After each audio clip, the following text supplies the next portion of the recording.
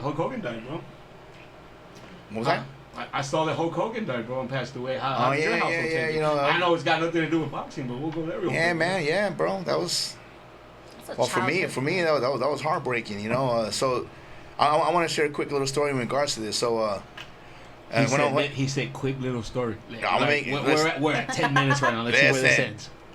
Listen, when I was a kid, me and my brother were hardcore wrestling fans. I ended up phasing out of that, you know, as I got older.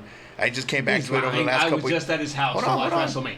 Hey, I came back to it over the years with my son, who's a hardcore wrestling fan, and I supported his passion like no other. But yeah, you're right.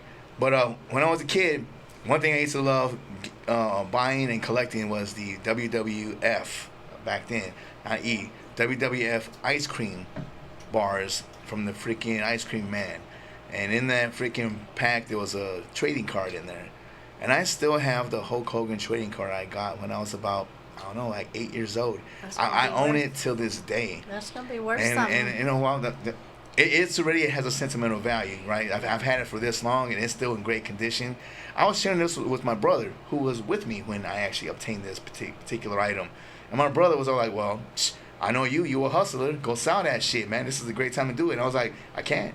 I was like, it has more sentimental value than anything now that he's no longer with us. And he's like, bro, I thought you was a hustler. I thought you were about getting that money. I was like, oh, everyone knows I'm about that money. I'm about that hustle. But sometimes just the sentimental value is just way too prestigious. And I can't.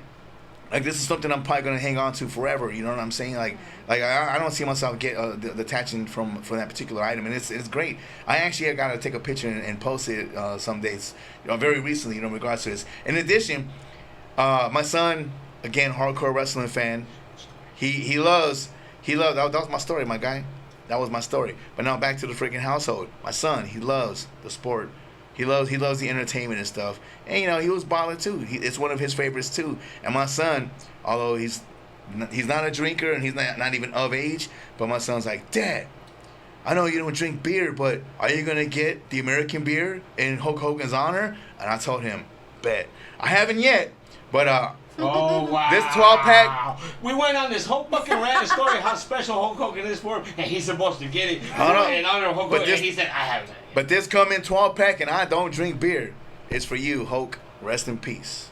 He doesn't drink beer. Oh no, shit! I remember I drink liquor, not beer. Listen. I'd like to say that the lie detector that he was lying. All right. I may have a Corona in a freaking Dos Equis here and there, but my point is that ain't my go-to though. If it's there, cool. I think Hulk Hogan was a part of a lot of kids' upbringing. I remember watching him in my younger days, but he, I believe, helped start Glow, which was Gorgeous Ladies of Wrestling. And after watching Hulk, I watched Glow. I mean, that was the girls' side of the wrestling. Well, yes, and it became divas, and so, but that's the whole thing. Changed, but a lot of people have a misrepresentation. You know what? Shame on those fucktards. You know, when the person passed away, like, you don't fucking spit on a freaking person that died, especially the day of. Man, fuck all you guys, man. I was so pissed. I was so pissed off about all his side ran. Who? Hulk Hogan. People were hating on him. Oh, hell yeah, bro. About him racist and all of his fucking propaganda bullshit. Him being a Trump supporter. Y todo, and the list goes on and on, stuff, which is fucking dumb. Like, let the man rest in peace before you start fucking shitting on him. Fucking idiots. Fuck you guys. It is what it is, but it's a time of, it's a time in that nation's crossroads where you have a lot of social justice just taking place. It was a legend. So you're going to have a lot of people that are going to voice it, right? For me, about as special a place. Don't you go political on me now. Right? Don't you go political on me now. Political in this. We're talking WWF because I'm not even talking about WWE. All right. We're talking about to what it really is for somebody who is a lifelong fan of the dude, not somebody who stepped away for it. Man, I've been a lifelong fan of Hulk. I was there in spirit when Hulkamania was born because I wasn't rich enough to ever really get a chance to see him live too often. I did get a chance to go twice here in Phoenix when they came down to the Coliseum, Veterans Memorial Coliseum, and then the first time that they hosted down at the America West Arena, which was what it was called at the time. And for everybody who's from Phoenix, America West Arena is what it's always going to be called for us, regardless of what they call it today. Right, the Purple Palace. Right, Madhouse of Big Dow. I was there, and I get a chance to see Macho Man go at it with Hulk. man, I was a big fan of Macho too, but Hulkamania was running wild at the time. As a kid, I couldn't say anything but beat Dazzle. Man. By far, the biggest economic impact that was ever made to wrestling, and the person who changed the wrestling game the most in the history was Hulk Hogan. He wasn't my favorite wrestler, but he was the most influential wrestler that I ever saw. My favorite wrestler is Stone Cold Steve Austin, man, and that's the bottom line, right? But Hulkamania, man, will always have a special place in my heart. To be even perfectly honest, he was a big part of Americana, right? So we're not just talking about just what I was like doing as far as wrestling, but he also crossed over and was able to do other things. He wasn't great at it. He died the night before he died. My wife is sitting at home, man, and just to share a little story of what's going on, right? I'm sitting there and I'm watching on TV, and my wife goes, "What the fuck are you watching? Why are you watching Hulk Hogan in a fucking movie?" And I was actually sitting there watching No Holds Barred. And for me, I'm a person who sees signs in everything that I do. I actually feel that it was kind of the personal touch of Hulk Hogan saying goodbye to me that night, man.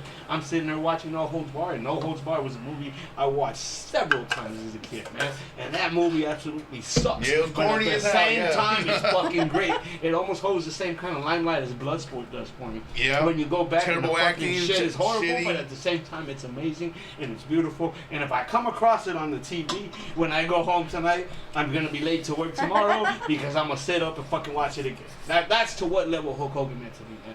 So when it came to Americana, that was like a huge thing, right? They always say though, multiple deaths happening, right? Yeah. For you guys, Ozzy Osbourne was involved, you know, where he died recently too, and people say that you know it's got me like, to be perfectly honest to everybody at home, I'm terrified. Ozzy Osbourne dies, Hulk Hogan dies, and they always say it comes in triples with great people dying. I'm so afraid Guapo Damas is next just because out of my greatness, but we'll see how it plays out. Jerry Munoz is now joining us in the house? It was, Jerry, Malcolm. tell me, man, I it was the know. Huxtable dude. Oh yeah. The Malcolm. first one, yeah. Yeah, Malcolm. they each died 2 days apart from each other. Did you know that? Well, it was all within a week. Yeah, every 2 days. It was all. Oh, Yeah, they were showing it. Yeah, the guy from the But Cosby Show. hold on. Now we got the homie Jerry up in the house though. Let's circle back in regards to this. It's a segment in regards to the Hulkster, and this man right here, aside from being a boxing aficionado, is also a hardcore wrestling fan. Pay your homage to the man's, my guy. Yo, And so- introduce yourself again, man. You here, man? Yeah, so the homie Jerry, always ripping that LP, original OG LP, and He said it's Jerry, sexy OG Munoz in the house. the reigning and proudly defending single father of the year. Used to be my moniker on Twitter. You can find me at the Valley of the Sun on IG and Twitter. Always talking boxing.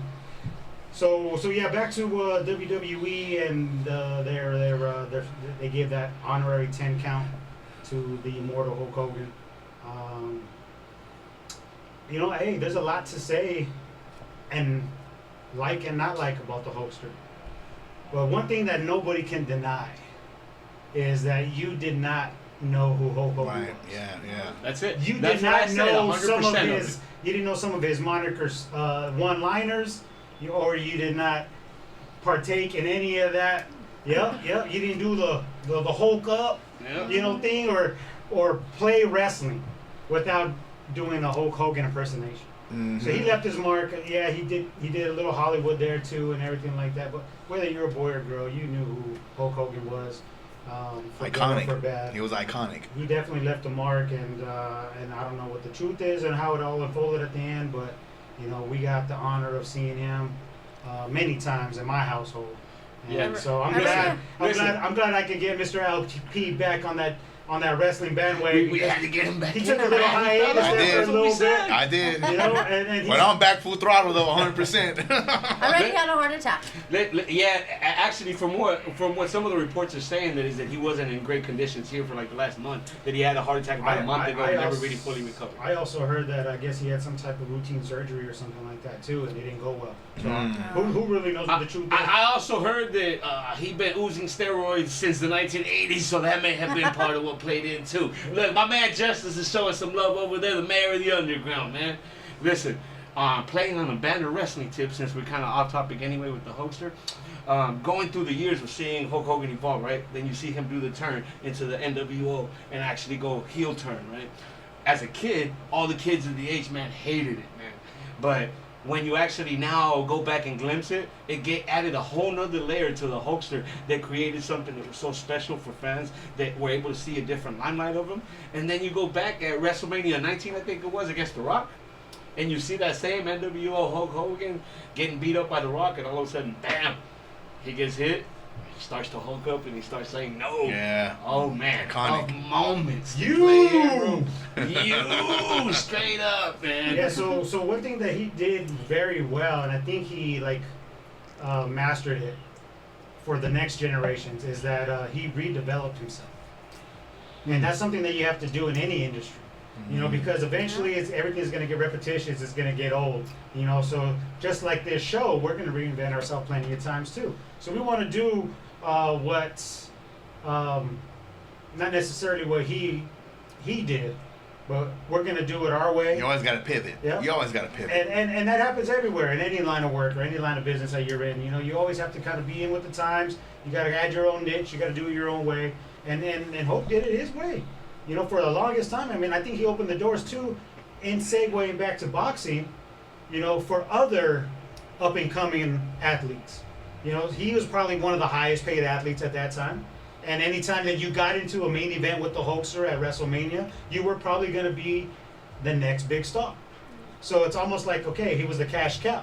You guys He was 100%, man. Yeah. Ultimate Warrior, horrible wrestler when the technical part of it. And he passed that torch WrestleMania 6. Was able to get that torch passed by the Hulkster, man. The Hulkster did a wonderful thing for him. Which because he that had the match skill, lives right? in my head rent-free too, by That's the way. what's up. I remember going to... I remember that too, man. I went to the Civic Plaza before it was a convention center downtown.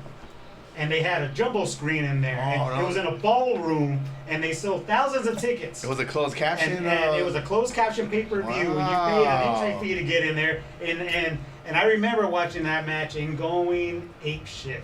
Like, it was the greatest thing ever. Yeah, Kind of like that's how what's we up. do now For with the boxing. No, and I'll tell you, for me, rewatch that match, and you know, obviously when we passed away, I had to go back and rewatch, right? I remain with the same sentiments as I did as a kid. The Hulkster kicked out. He kicked out. Go rewatch it. He actually It was kicks close. out. I'm just saying. It was he close. kicked out. And I'm mad with something that's predetermined, but that motherfucker kicked out. Hey, this is a boxing show, right? There's been plenty of times too where it's like, you know, did the fighter get up before 10? Does he Yeah. have a gripe to still be in the fight? You know, so hey, there's bad calls all the Sometimes time. the calls are made the way they're made. Yeah. Exactly. So Yeah, listen, and we're actually going to play upon a little bit of that. You just gave me an idea, right? But we're going to close out this segment because this was, like I said, our original real segment that we're going to take a bunch of little snippets to put out there anyway. why are we gonna do that, man? The rating just went up when I walked in the It did. door. You saw it. I did. I'm saying, look, you just had an increase of double of sexiness. I was just saying how sexy I am. This man walks in, we're increased by double capacity You in all sexiness know already it's right off the because bat. I'm here.